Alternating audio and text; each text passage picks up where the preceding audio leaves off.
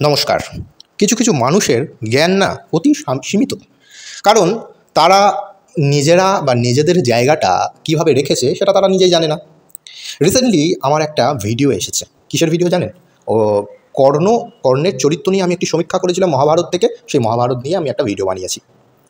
তো আপনারা তো জানেন কিছু কিছু জায়গায় যখন কোনো ভালো কাজ হয় তার মধ্যে কিছু এমন মানুষ থাকে যারা অশিক্ষিত থাকে, যাদের পড়াশোনায় মন নেই, যাদের দ্বারা কিছু হবে না, কিন্তু নিজেদের বেইজ্জতি তারা করতে পারছে। তারা নিজেদের বেইজ্জতি করার জন্য চলে আসে। তো যাই হোক, আমার কর্ণ নিয়ে যে চরিত্র যে সমীক্ষা আমি করেছি মহাভারত থেকে, সেখানে বেশ কিছু জায়গায় কেউ কেউ প্রতিবাদ করেছে। কেন? তাদের কি প্রতিবাদ? যে মহাভারত নাকি কাল্পনিক। আচ্ছা, মহাভারত কাল্পনিক, রামায়ণ কাল্পনিক, এই সমস্ত তো কথা তো আপনারা শুনেছেন। আর এগুলো কারা বলে সেটাও আপনি জানেন। এগুলো কারা বলে, প্রকাশ্যে কারা বলে, কিংবা তারা নিজেরা নিজেদের ইউটিউব চ্যানেলে বলুন, ফেসবুকে বলুন, এরকম নানা ধরনের কথা কিন্তু তারা বলতে থাকে, কিন্তু তাদের কাছে তথ্য প্রমাণ কিছুই নেই। ও যাদের কাছে তথ্য প্রমাণ কিছু থাকে না, যাদের কাছে কোনো বুদ্ধি থাকে না, তো তারা কিভাবে আমাদের মহাভারত রামায়ণকে নিয়ে সমীক্ষা করতে আসে বা পর্যালোচনা করতে বলতে আসে? এখন আমরা যদি তাদের গ্রন্থ থেকে কিছু এমন কিছু দেখিয়ে দিই, কিছু কাল্পনিক প্রমাণ করে দিই, তাহলে তারা তেড়ে আসবে। কারণ তাদের তো দ্বারা কিছু হয় না, বা তাদের দ্বারা তো কিছু তো কোনো একটা ভালো কাজও হয় না। যখন আমি এই মহাভারত নিয়ে আলোচনা করব বা হিন্দু ধর্মের যে কোনো বিষয় নিয়ে আমরা যখন আলোচনা করি, তখন সেখানে তারা কি করতে আসে? কোনো তথ্য দেয় না, কোনো তথ্য তারা দেবে না। তারা কি করে? তারা এসে আপনার কাছে একটু উল্টোপাল্টা কমেন্ট করে চলে যাবে। কারণ এটাই তো তাদের কাজ। কারণ তারা প্রাচীন ভারতীয় ইতিহাসকে তারা জানে না, তারা মধ্যযুগীয় ইতিহাসে বদ্ধ হয়ে আছে। তো সেই মধ্যযুগীয় ইতিহাসে বদ্ধ হয়ে তারা ভুল ইতিহাস জেনেছে। তো সেই ভুল ইতিহাসকে জানার ফলে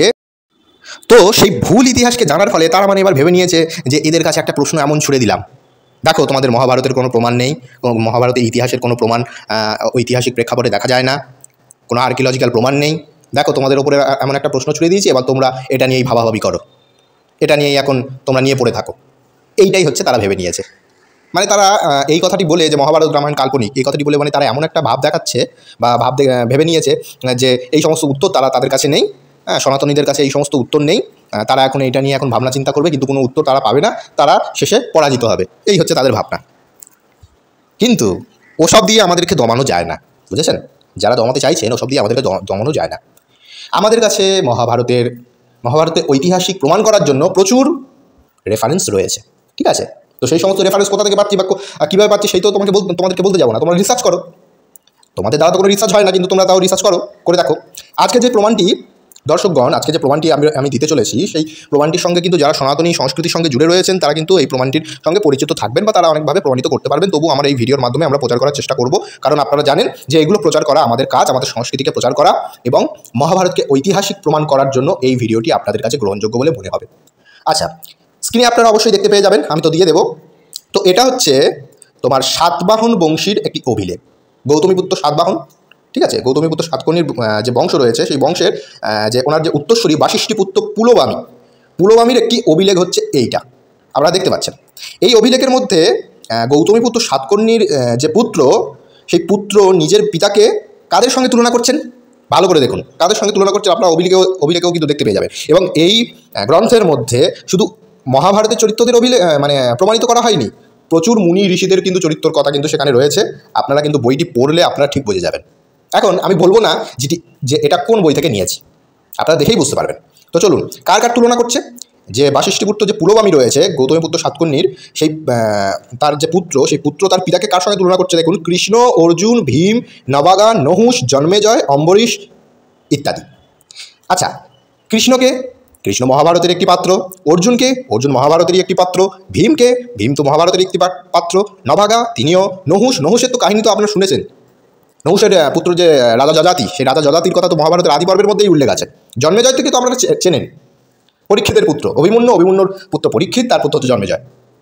আচ্ছা, অম্বরীশের কাহিনীও আপনারা পেয়ে যাবেন, আমাদের বিভিন্ন পুরাণেও কাহিনী পেয়ে যাবেন। তাহলে এই যে যারা বলছে যে মহাভারতের চরিত্রগুলো হচ্ছে কাল্পনিক, মহাভারতের কোনো পুরাতাত্ত্বিক প্রমাণ নেই, আমরা সাতবাহন বংশের থেকে আমরা উল্লেখ করে দিলাম। আর সাতবাহন বংশের আসল ইতিহাস প্রথম থেকে দ্বিতীয় শতাব্দীর মধ্যেই কিন্তু রয়েছে। তো সেই সময়, সেই কালে, সাতবাহন বংশের সেই কালে গৌতমীপুত্র সাতকর্ণীর যে উত্তরসূরি রয়েছে, তাহলে আপনারা একটা চিন্তা করে দেখুন, তার যে উত্তরসূরি রয়েছে সেই উত্তরসূরি কৃষ্ণ অর্জুনদের নাম করছে, তাহলে কতটা পূর্বে মহাভারত হয়ে গেছে সেটা আপনারা উল্লেখ করতে পারছেন, সেটা আপনারা বুঝতে পারছেন।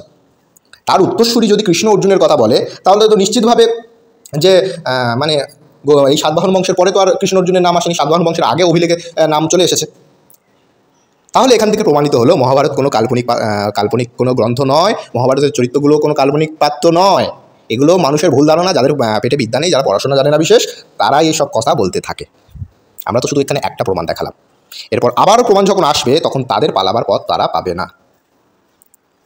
বুঝতে পেরেছেন আপনারা? তাহলে দেখুন, কৃষ্ণ অর্জুন ভীম নহুষ জন্মেজয়, এখানে কিন্তু আপনারা অভিলেখে কিন্তু এখানে অভিলেখটি আপনারা যখন দেখবেন 9 নম্বর দেখুন, 8 নম্বর দেখুন, এখানে কিন্তু কেশবার্জুন, ভীমসেন সমস্ত নাম রয়েছে, আবার জন্মেজয়েরও নাম রয়েছে। ঠিক আছে, তাই আপনাদের কোনো অসুবিধা হবে না। তাই যারা মহাভারতকে কাল্পনিক বলছেন তাদেরকে একদম সত্য তুলে, সত্য উন্মোচন করে তাদেরকে খণ্ডন করা হলো এই ভিডিওর মাধ্যমে। আপনারা প্রচুর পরিমাণে ভিডিওটি শেয়ার করুন, লাইক করুন, কমেন্ট করে আপনার মতামত জানাবেন। আর যিনি বলছিলেন বা যারা বলছিলেন যে মহাভারত হচ্ছে একটি কাল্পনিক, তার কোনো অস্তিত্ব নেই, তার কোনো ঐতিহাসিক প্রমাণ নেই, তো তাদের মুখে এই ভিডিওটি ছুঁড়ে দিন, তাহলে তারা চুপ হয়ে যাবে। তো নমস্কার, ধন্যবাদ।